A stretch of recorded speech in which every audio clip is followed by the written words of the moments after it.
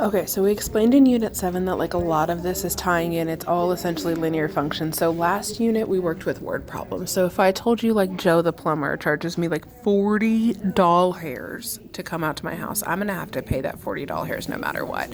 Well, let's say he then works for $25 per hour and we don't know how much it's gonna be. Well, a lot of you are writing it like this.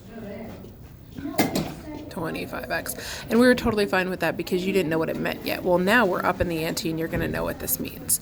So we already know y is the dependent variable. This, we already said, was our constant rate of change. This is our dependent.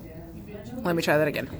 Dependent, constant rate of change, independent, and then some random situation that we just haven't really dealt with yet before. I just have to pay that no matter what. So let's look at what this equation means. Y equals mx plus b. Well, we just said this is the dependent. You told me in the last video or today in class that m is slope.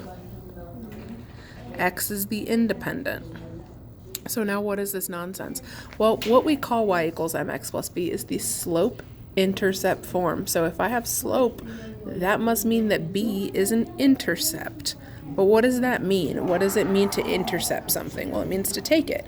So if this is a y-intercept, well, this is my x and this is my y, y-intercept is going to be wherever it touches on this line.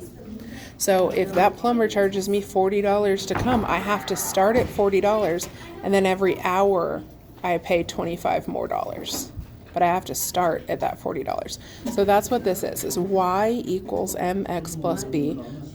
M is your slope, B is your y-intercept. What y-intercept means is the place on our y-axis, the place on the vertical line where we start, and then we climb up using our constant rate of change, which we now refer to as slope.